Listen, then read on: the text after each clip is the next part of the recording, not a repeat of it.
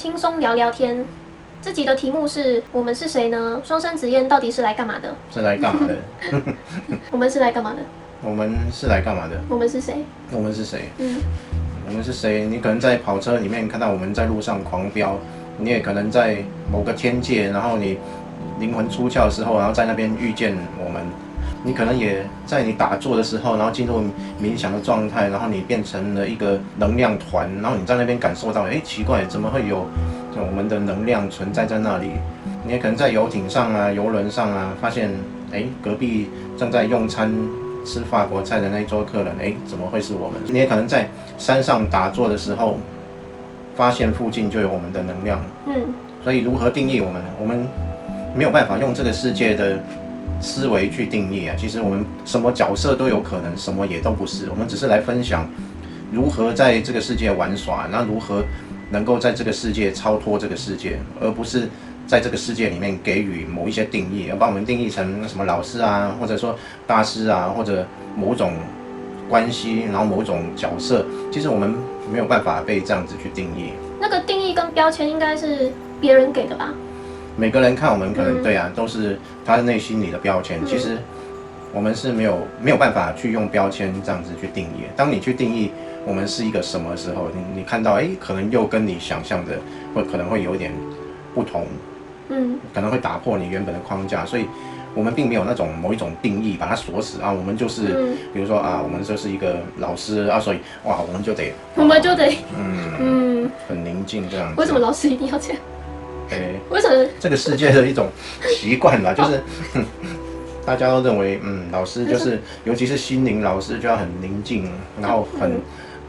不是有人觉得，就是你分享这些应该要有大师风范吧？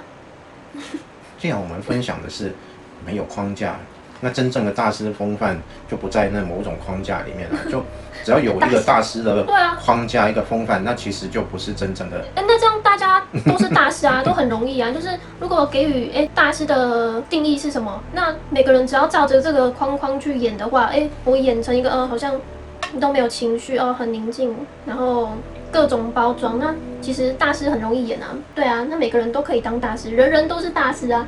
什么叫大师？对啊。大师就要风范，盘腿而坐，然后姿势很庄严。我们到底是来干嘛的？想干嘛就干嘛的。但是我们还是有一个主轴了，我们就是把我们所体会的分享给大家，然后并且让地球扬升，这个是一个主轴，这个主轴是不会变的。那除了这样的一个主轴之外，其他定义其实是没有办法去定义的。对啊。有人把我们看成外星人，有人把我们看成大师，有人把我们看成老师，有人把我们看成好朋友，有人把我们看成神棍。对的，有人把我们看成神棍。然后，对啊，各式各样都有啊。其实是这样啊，在故事里面，各种角色都有啊。不管是什么角色，都是故事里面的一种角色。就是你担任某种角色，然后我配合你演出，我也担任某种不同的角色，然后两个就在演。那不管怎么演，那就都在游戏里面，都在故事里面。那其实我们分享的东西是超过这个的，就是我是提醒你，其实这只是一个梦，这只是一个游戏。是提醒你说，现在其实应该跳出那个角色去看待自己，而不是在角色里面去思考这些事情。所以当大家看我们，把我们看成某一种角色的时候，其实那只是一种故事性，就是你的内在把我们当成这个梦里面，然后再扮演某种角色的人，其实你是用故事的想法在思考我们，那同时也用故事的想法去看待你自己跟我们的对等关系啊。你觉得自己是一个卑微的人啊，哇，他们是大师啊，我要向他们学习。即使你这样认为不会比较好，因为这样完全没有任何意义，它还是一个故事行为，就是你在故事里面去定义自己，在故事里面去定义对方，而产生了一种故事性。哇，不管故事性是什么，那不是我们要表达的。我们要表达是，这只是一个故事，你不要用故事去看待自己，看待我们。要跳出故事来。那跳出故事会变成怎么样？跳出故事很简单，就是不是说拍拍屁股走人也可以，那就回家。但是不回家的情况下，可以彻底尽情的去玩这个游戏，因为这就是个游戏而已。我们提醒大家，这就是一个游戏。所以有游戏才有故事角色定义，不是吗？没错啊，但是你知道这是一个故事，你就从一个看故事的人的角度去看待这一切，这就是观察者的角度去看，而不是锁在故事里面，然后一辈子只是在故事里面搅和，然后认为自己是某种故事人物。当这个结束的时候，你以为啊就结束，其实又跳到另外一个故事又开始，就永远在一些故事里面。你的意思是不用可能帮自己或是帮别人给予定义吗？不用啊，不用给予自己，但是这样子怎么定义？这样子怎么玩？如果我要玩游戏，就是要有定义啊。你先跳出来，你先用一种玩家的角度去看待这一切的时候，再来去看待那个定义。你不要执着于定义，然后就迷失在定义里面。你说的跳出来玩家的角度，你是说先开悟，还是先保持观察者角度？这两个是相辅相成的，就是你必须保持在观察者的角度，你才有可能开悟。你也可能是开悟之后更能保持观察者的角色，你才能24小时都保持在观察者的角色。所以这两个是互相辅助的，相辅相成的。因为像我们的影片嘛，每个人看的角度都不同。就是我们这支影片可能传递的是 A 讯息，但是可能别人看的是 B、C、D、E、F、G。当然。哦，对啊。因为每个人是用他的记忆里面的那些定义去看待我们所讲的。其实我们讲的，每个人都经过他的滤镜去过滤，然后产生了他自己的定义。那如果一个人他站在玩家的角度看我们的影片，会看到的是什么？看到玩家。看到玩家。哦，对，就跟我们是处在隔壁桌竟然有个玩家玩同一款游戏，类似这样的感觉。对啊，对啊。那你也玩地球 Online 有酷哦。那可能沉迷于角色的看我们会是就看到在游戏里面的那个人物这样，就是他滤镜里的人物这样。哦，对啊，对啊，对啊，对啊。所以重点不是在游戏里面去定义我们，定义你自己。我们传达的是不要去有这些定义，是先跳出来，跳出定义之外，然后当你有观察者角度，你再来用观察者的角度去看待我们的时候，你看到的就会不同。那有些人他就是玩家视角。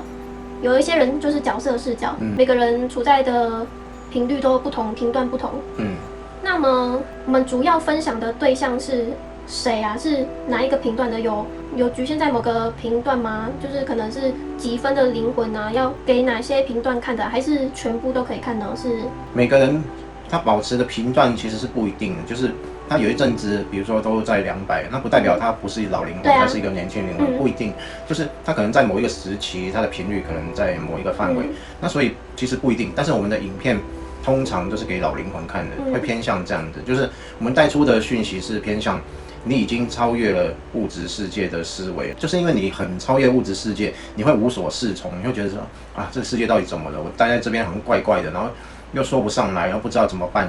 就我好像跟人群格格不入，然后又不知道要怎么办。那这时候我们影片其实是给这样的人偏向这种感觉比较多一点。那就这样的都通常都是老灵魂，那也有可能就很多是流浪者。那走到这样的一个时钟都40分以后的这些人，那我们的影片最适合这样的人看。那很多人都会看我们的影片嘛，那每个人又是独一无二的，每个人的滤镜又不同，我们要如何才能将我们意识所要传达的讯息100%传送到不同频段每一个灵魂的深处？就是大家听了都不会 A 听成 B 听成 C， 不会偏掉，不会误会。其实这么说好了，就我们的讯息，你说100%传到对方的内在，然后能够准确的感受到，这是没有可能的。就是我传达的是完全彻底的跳离游戏，但是大家还是会按照游戏里面的视角去看待我们所传达，所以听着内行的看门道，外行的看热闹，其实都没有办法精准的听到，只是它的差别在哪里？有点像我告诉你高雄在哪里，那如果你现在人在台北，那你听到我说的，那你就更接近高雄，你就可以来到新竹。那不是说我能够把你传达到高雄，我讲的是高雄，但是你听了之后，你到了新竹，那其实我们就达到我们的作用，就是你越来越接近那个点，而不是说你能听到高雄。那有些人不是，有些人可能在台南，他听到我们的，他就可以很快的就快要到高雄。那这种情形就是比较接近的。那不管是哪一种状态，我们讲的就是让人更接近那个点。那个点到底是什么点？其实就是超越这个游戏的点。不管你超越之后你要继续玩呢，还是超越之后你要回家呢，那都可以。我们要传达的是那个点。那至于每个人听到能够多接近那个点，每个人都是不同，所以我们没办法精准传达那个点，而是因为大家都是用不同的滤镜在看，我们就是把大家越拉近那个点，只能是这样子，而没办法说每个人都能哇一听啊就是那个啊，会不会是因为这里是二元性？没错啊。所以扬升的世界大家都会听懂吗？扬升的世界更接近，但是也不会大家都听懂。扬升的世界可能是台中，但是台中也不是高雄。因为扬升的世界还是二元嘛，还落在二元，对，只是比较接近这样子。接近什么？接近终点。接近终点。我们在传达表达的时候，每个人他接受到的方式是不同的，有的人他可以感受到我们在传达词语言背后的那个能量，以及背后的那个感觉，那个实际带出来的状态。能量跟状态是背后我们所要传达的，而不是那个词语的本身。但是有些人他没有办法穿透的这么深，所以他会很执着在语言词句上面。那这时候乔乔可能跟我就会有一些表演，那演出那做一些除了这些演出之外，可能他词语上可能也有听起来好像在解释什么东西，解释的很多这样。这些语言其实是用来就是给需要听到词语的那个注解解释上面的这些朋友听的。你真的好会形容，你好会把那个意识想要传达的带入到物质哦，你好能哦，对对对，就是这个意思。对对啊，就是有一些人他就是比较没有办法穿透，所以他需要听一些比较世俗的词语，对啊，是这样吗？对啊，所以才会有巧巧的存在啊。就是我们就像互补嘛，我们就是像两极一样的互补啊，就是白天黑夜，然后阴阳两极的互补，所以在一个很完整的一个诠释里面，它可能包含了不解释，那个墨子比较代表不解释，然后比较传递背后的那个能量。那但是有时候需要解释，然后有些人他需要听到词语的解释的时候，那巧巧可能就扮演这样的一个角色，然后就会有比较多的解释。所以其实我们是一种互补的关系。所以当你觉得不需要解释啊，可能你听到觉得有时候太多解释，那其实你就可以听到那个不解释的部分。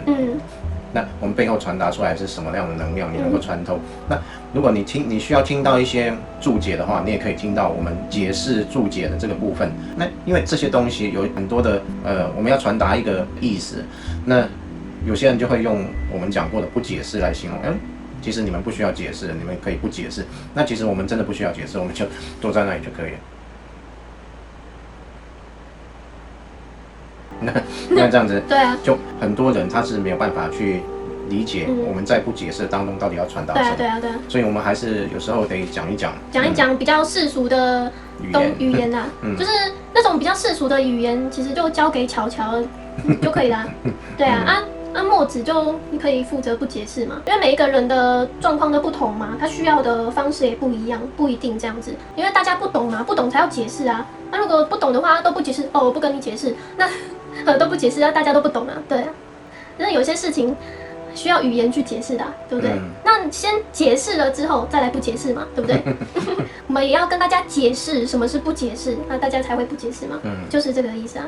那既然我们是互补的，代表不同面向，那我们是差在哪里？我们两个有什么差别？又会对观众带来什么不同的影响吗？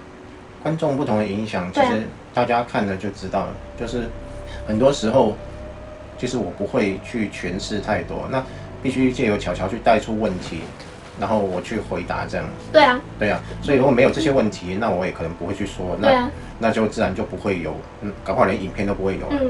那所以很多时候，这是一种借由从世俗的角度去看待一个问题的时候，然后借由巧巧去表达出来，然后用我的方式去把它诠释出来，就是这样子。这是一种方式。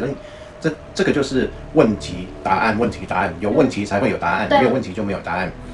这不就是一个很自然的现象？那另外一个就是我代表的是流露出语言背后的那个能量，而巧巧代表的是去讲出那个语言本身代表的意义，一个是意义，一个是能量。对。那这就是一个很自然的循环，就像太极的两面。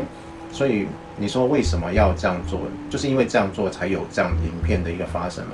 有人提出一个问题，就是我们有没有要就是2个人分开来拍影片？因为会不会我们的频率有差？那我们2个人就是我们2个人讲出的话不一样，那我们就分开拍，让不同的人受益，不同频段的人受益，这样反而不会受益，就是不会哦？为什么呢？因为黑夜因白天的存在，白天因黑夜的存在，相生相息，所以它才会有生生不息的一种循环。那你说啊，我要永远白天，当你没有黑夜的时候，很多植物生长啊都会受到影响，可能这世界大部分的生态然后都会变，就是一切它都是一种自然的循环，都有它的道理。双生火焰就是一种相生的状况，所以何必把这种状况你要把它拆开来，拆开来它就不是这样的状况，我可能就变像某一些宁静的方式去传递这些讯息。那这些其实很多人光靠这样的一个讯息的表达方式是不足以涵盖更多的观众。有墨子才有巧巧吗？有巧巧才有墨子吗？有些话由墨子来说更精准啊，有些话由巧巧来说更适合，对不对？对啊。如果只有墨子说的话，其实他也没有要说什么，他就也不用说啊，自己就不解释这样。真的要不解释，就是自己不解释，不会还跟大家解释，就都不解释啊，不用解释啊，就不解释。那如果巧巧一个人来说的话，有时候可能比较没有那么顺，就可能墨子说的话会比较顺，比较精准。就是我适合问问题，然后用比较世俗的语言去传达，所以我们是密不可分的哦。叫爸爸叫妈妈叫爸爸叫爸爸妈妈。其实拍影片我们会有一个我们的基调，就是我们会保持在我们要传达的讯息的频率，我们不会让频率偏离这个讯息太远。那所以其实我们在表达一些事情的时候，我们不会让频率不在那个范围，然后让影片去播出。事后我们还会在剪接影片的时候，我们都会去审核、去看过，然后剪接每一个影片每一段的时候，会保持在我们要传达讯息的那个频率。那所以其实有时候，比如说我们在做一些演出啊，那其实这些演出是我们还是保持在一个应当保持的频率去演出，去做一个表演。即使我们表演出一段感觉起来那个频率其实并不是很高的状态，我们演出那个状态的时候，比如说我们在骂人，那其实我们并没有那个生气的频率在里面，对啊。那所以其实这一点大家可以放心的干，其实里面不会有就是不应该存在的频率。虽然巧巧相较于墨子更融入人群，就比较贴近人群的感觉。其实巧巧每一个影片都保持在，我这样讲的，都保持在频率500以上，那有的频率甚至到600在传达的。所以其实巧巧他会扮演一个演出者的表演者的角色，因为他本身就很爱演。对啊，那所以但是其实还是保持在一个比较高频的状态去演出。对啊，一直都是这样。对啊，虽然比墨子还要更贴近人群的感觉，就是喜欢演戏嘛。但是戏精。但是我们频道的所有影片，巧巧的每一部影片的每一句话都是有给墨子审核过的，就是这个讯息传递出去是 O 不 OK 的，就是频率对吗？等等等，对不对？对啊，都是有给墨子审核过的，所以大家放心，我们不会将什么低频的频率，然后还传达到影片里面给大家看，然后大家感受到。怎么好负能量好强哦？因为墨子能感应得到，不只能感应得到，也能看得到频率嘛，所以我们就能做品质的筛选。品管对，品管对，我们有品质管制的机器。对，所以这个就大家就放心啦。那因为巧巧就是比较爱演嘛，是那个爱演戏的爱演哈，不是那个爱演。所以如果假设说我演一个低频的存在，我演一个坏人，那不代表我的频率实际上是那个低频，声音大小、谈吐方式、演戏就不代表真实的频率状态。我可以演给大家看吗？可以啊，可以啊。我再演一次，声音大代表情绪大吗？也是一种象征。激动代表情绪嘛。但是不代表频率。一般的人就是会激动的时候就会大声，但是你在表演，那纯粹只是表演，不代表你真正的频率是在。那等一下我来表演一下，你来看看我的真实频率是多少哈。过来啦！叫你啦！过来，抱一个。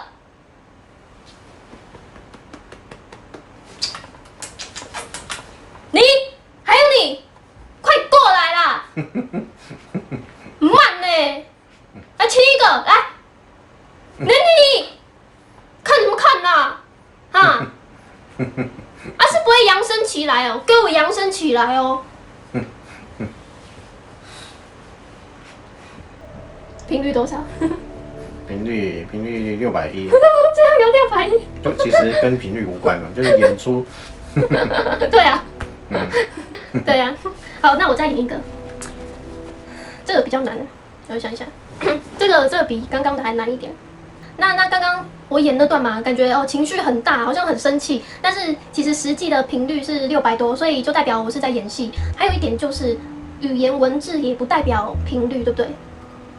语言文字也不代表频率。对啊，如果我骂脏话，不代表我是低频。但是如果我说一些好像很高频的话，什么叫好像很高频的话？例如，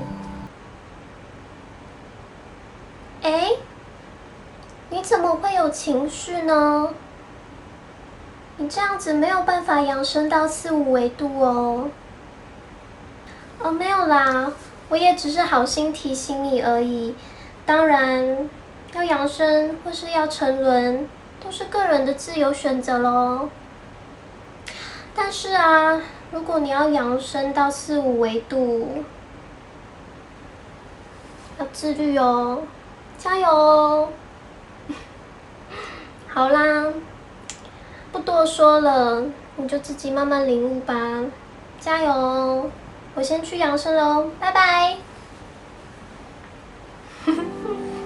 我先去扬升高尔夫球场，先打一下。什么叫扬升高尔夫球场？台湾有一个高尔夫球场叫扬升球场，我先去扬升了。好笑哦，有这种地方？有啊。先去扬升是要升去几楼啊？就是表面上好像听起来好像扬升，有很多扬升在讲扬升，但不一定，因为我刚刚那是演出嘛，所以我频率多少？演出频率还是一样，差不多啊。多少？刚刚这么扬声频率反而比之前那个骂人的低一点啊，真的？刚刚590。对啊，我刚刚是演一个可能频率175的那种傲慢自大，然后不爽的角色，但是我实际的频率没有到175，我频率还是处在590。这样凭演出的话，应该会比较像啦，但是。没有，对，就不需要。对啊，就太累了，我要揣摩，不知道揣摩多久，就随便演一下啦。对，不要挑剔。我在揣摩那个频率100多的角色。那你看这个角色嘛，他可能说扬升，但是他可能把扬升当成是一个另一种阶级制度，对不对？一般比较世俗的，就会觉得啊，有钱有地位就是高人一等。我很有钱。如果把频率当成一种阶级制度的话，就可能会像刚刚那样子。对，就是这个意思。所以有情绪就不能扬升吗？是这样吗？情绪是角色的事，我们一直谈的跟角色无关，没关啊。我们一直讲的是观察者的角度，就是你先培养观察者的角度，然后变成一个以玩家的视角去看待人物。这人物有什么属性，那是人物身上的事情。我以前曾经分享过，有一些大师，他已经是一个开悟的大师，然后他在教导徒弟的时候，他还是用很情绪化的方式去表现。那其实不代表他是不开悟的或者不扬升的，因为那些跟这个无关。就是当你能够跳出来以玩家角度去看待角色的时候，你是可以允许角色有任何的状态。当然，你也可以让他不跟随。就是比如说，当我的人物产生情绪的时候，我可以不跟随那个情绪去做任何表现，我还是可以以一种很安定的状态去表现。我也可以选择去跟随那个情绪，就是你可以选择用或不用，但是这时候情绪是被你使用了，而不是一种你被情绪拉着走，而被不知道带到哪里去。所以不是说不是不能有情绪，跟有没有情绪无关，而是你有没有站在观察者的角度去控制你的，能够去操控你的人物，而不是被人物的那个情绪拉着走。当你在控制你的人物，能够使用它的时候，情绪是被你所使用的，不是被它带走，不是有没有情绪的问题。情绪跟扬不扬升其实没有关系，就是你能够跳出来，然后去使用那个人物的时候，你真正的频率是在玩家，而不是在那个人所在人物上面。所以我们看到霍金斯的那个表，你到了700的时候，700以上的时候，你完全是一个玩家的角度在看待世界。所以那为什么它是高频？因为人类其实你人物的属性，你再怎么高，你高到700。高到600多，然后就极限了，你就没办法再上去。你一定得保持着玩家的角度，用观察者去看待世界的时候，你才能突破那个频率。所以你说要扬升，扬升到哪里去？你扬升到600好了，那不就到底了吗？你就上不去啦。那所以重点不是那个扬升，你能升到多高？没办法，你就到底了，就是这样了。所以你要突破那个点，是在于你能不能在观察者角度去看待世界，看待自己的人物。这个才是真正的扬升。我们讲的扬升是超过700的扬升，不是升，不是在人物里面达到人物的极限，不是谈这个。所以这个要搞清楚。你人物，你说要自律，那到底谁在自律？自律啊，我要自律，那其实是人物去自律，人物去控制你自己嘛。谁在控制自己？你的人物要控制自己。我不要有情绪，我不要有情绪。那你是以人物的角度去控制人物啊，人物不要有情绪。那你的人物你就锁在这个人物的框框里面，其实你并没有跳出来啊，你不是以观察者的角度去看待人物。所以自律，什么叫自律？所以没什么好自律，连自己都不存在还自律，所以那个自律是这样的一个状态，其实是错误的，就是并不是我们所真正谈的扬升。我们谈的扬升是甚至超越这个人物的极限。所以乔乔是代表游戏里面人物的高频，是这样吗？是这样子，但是你本身就有观察者的角度，常常会有观察者的角度去看待世界。那我怎么会有这一点观察者角度？与生俱来的，因为你以前就已经，这个又谈到过去了。前世。对啊，你以前曾经就有融入，所以你常常会带着观察者的角度生存。其实我们观众很多人都有这样的状态。就是在这一世这个地球。被开悟吞没过的人就很少嘛，但是很多人其实是可能前世就已经曾经被开悟吞没过，对啊，但是又回到角色这样子，对，黑暗，所以如果加上可能前世有曾经被开悟吞没过的灵魂，那应该就是更多灵魂是有观察者角度的，对呀，赞。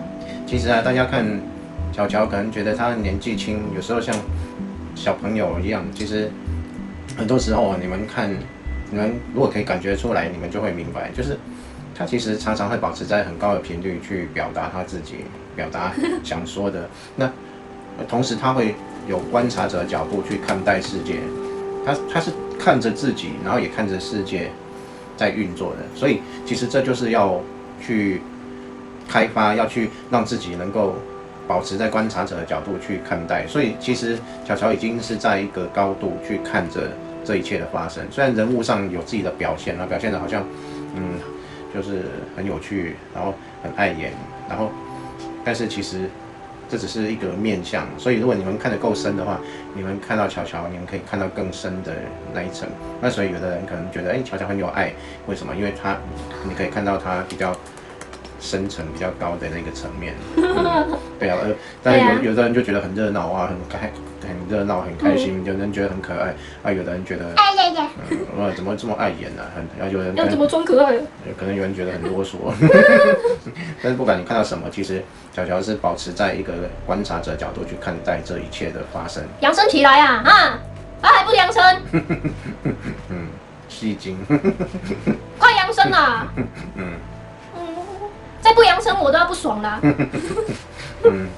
慢慢的，我们希望看我们的影片的观众，每个人在这种行住坐卧间，都可以保持在一种观察者的角度去看这一切，看着自己生活，看着世界的运行，看着这一切发生，然后你是那个看着的，而不是这个人物。在看什么？后面我们会讲到一些我们下一部影片吧，就是另外一部影片。会来更深的讨论这些。其实我们现在在一个故事，在一个游戏里面，我们怎样才能脱离这游戏的操控，能够跳出来？我们要不要回家？那另外一回事。至少我们能够完全跳出游戏的操控，是我们在玩游戏，不是被游戏玩，这个是一个重点。所以我们谈到轮回啊，这辈子结束之后啊，这辈子我们被故事这样玩，哇，在情绪里面，在心里面搅和，然后认为哇这个怎么样，那个怎么样。然后被拉着，对啊，被转圆圈这样拉来拉去，然后到这辈子结束，然后我们就故事结束，以为就没了，其实我又被拉进另外一个故事里面又搅和这样。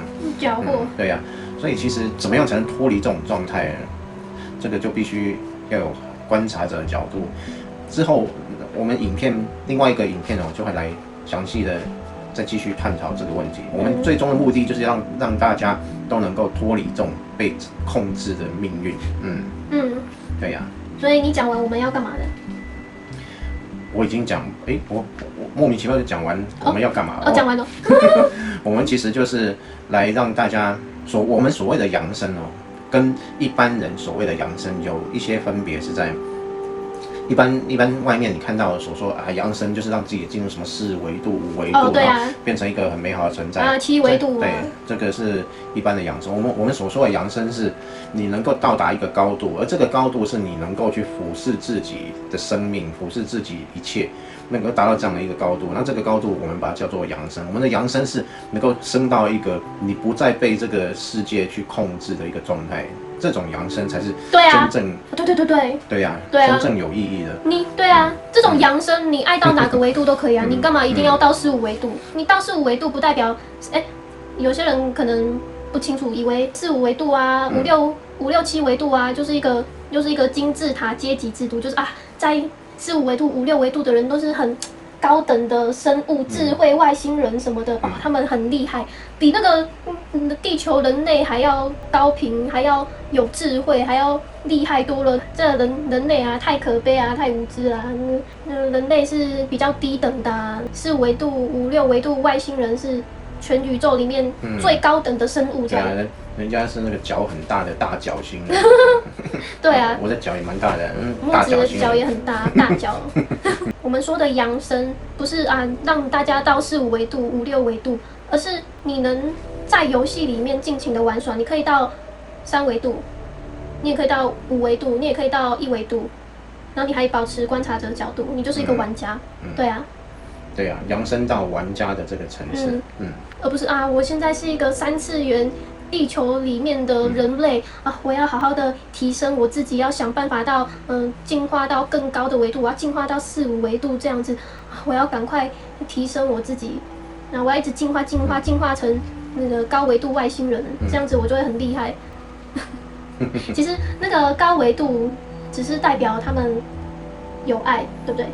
维度越高你的框框越大，不是说没有框框，而是你的框框比较大，所以你在框框里面感觉很自由这样子，因为你的框框特别大，然后你就觉得很舒服。其实那是一个大框框，你还在框框里面。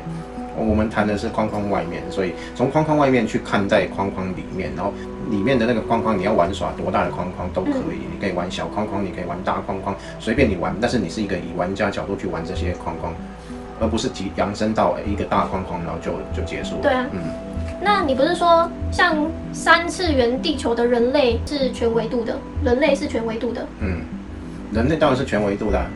为什么人类特别容易修行？为什么佛陀要来用人类的身份，然后去开悟，然后变成佛陀呢？为什么他不去？佛陀不是很厉害吗？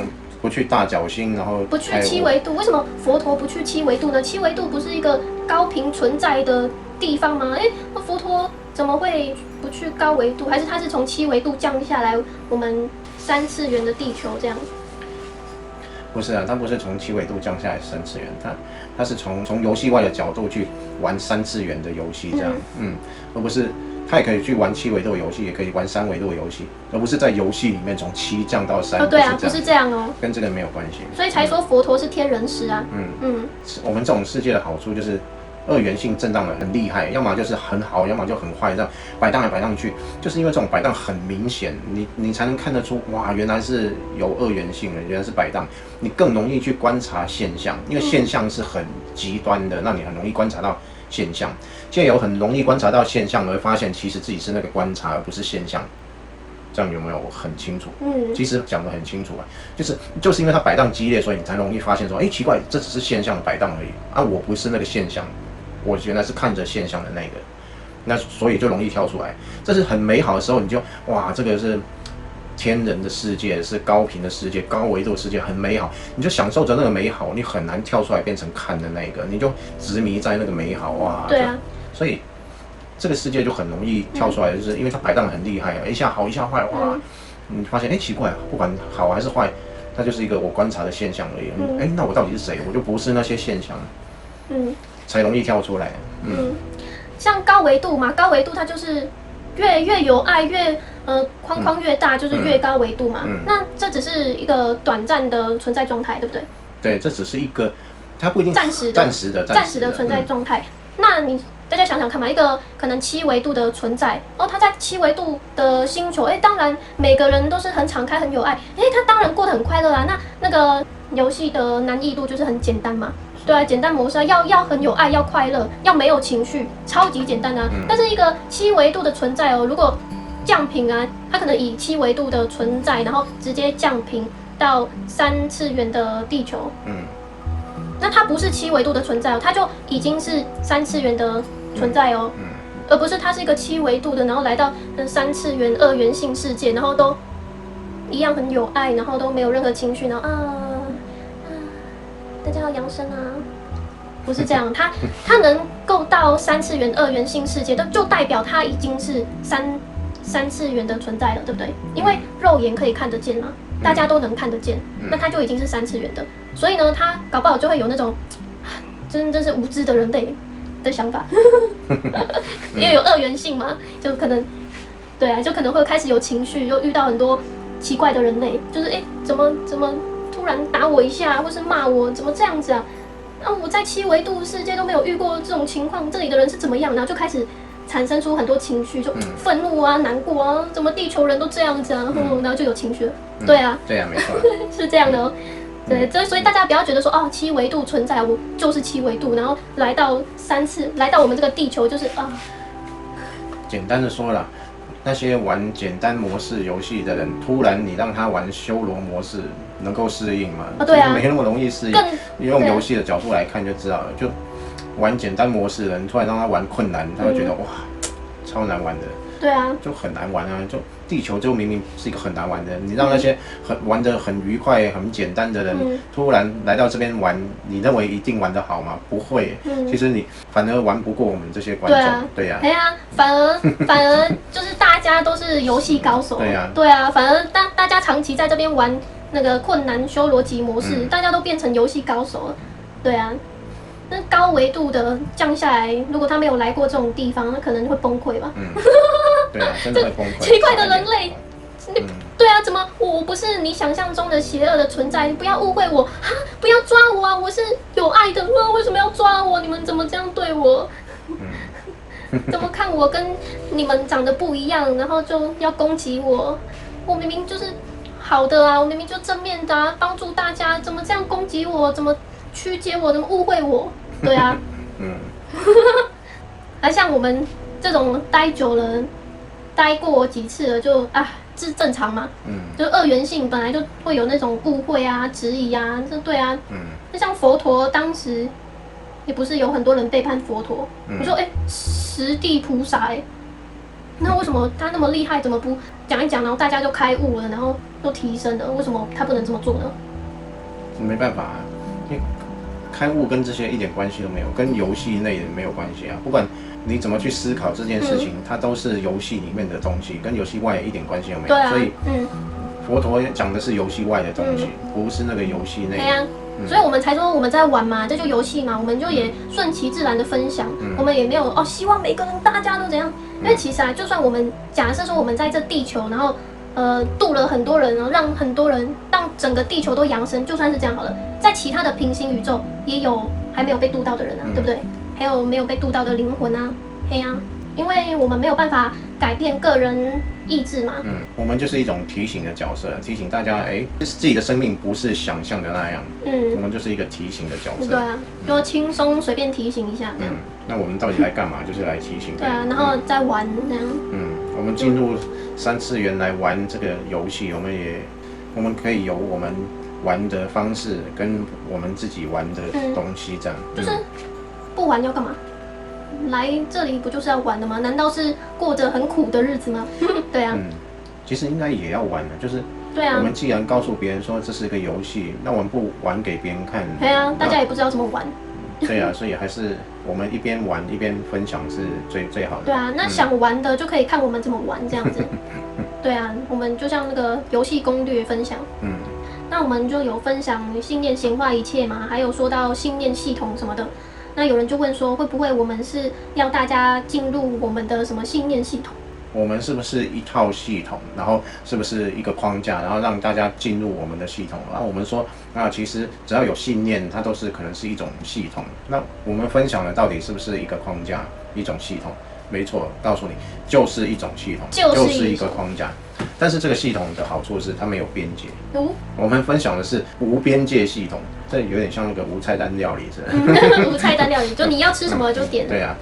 我们是一种无边界的框架，无边界系统。这个系统的好处就是你永远不会碰到界限，你爱怎么创造就怎么创造。这个就是我们分享的。你如果相信我们所说的这套系统，那你就可以进入一种无限的状态。那就是一个很棒的系统。我们提供的系统就是没有极限的系统。你在这个系统里面，你要怎么创造都行，因为其实非常简单。要么就是系统里面就是故事，故事就是故事，故事里面就一定有系统。那故事外什么都没有。我们也有分享故事外，那我们分享故事外，我们也分享用玩家的角度来看待故事内。当你用玩家的角度去看待故事内的时候，故事内并没有框架，并没有极限。故事还是一个框框，你跳出去，你回家就没有框框，没有界限了。那故事不管它是什么，故事的本身它就是一个框架。我们分享的就是你在玩家的角度去看待故事，所以你相信墨子所说，你可能就进入一套很大的系统。那什么系统？就是无极限系统。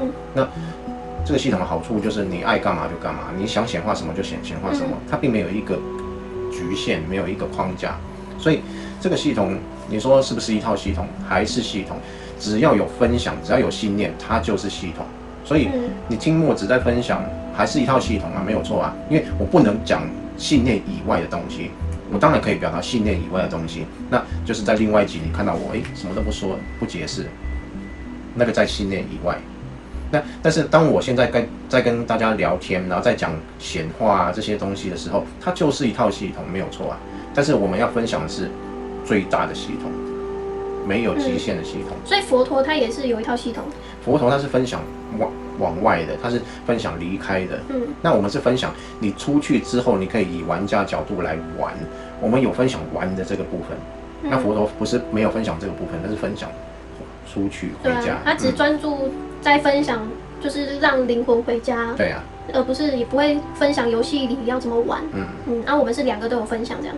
我觉得两个分享这样比较好，就不会让人有选择嘛，就是想玩的就玩，想回家就回家。而且这样也比较能分得清楚，不然很多人会把这个搞分不清楚啊，就会觉得是提升自己，然后就是修行，然后就可以开悟回家，这是两码子事，不一样哦，不一样哦，不是提升自己，提升到一个程度之后，然后就可以成佛了，完全没这回事。那想成佛是不是需要提升自己？也完全不需要，这根本就是两回事。是谁在提升自己？你角色在提升自己啊？对啊，没有错。对啊。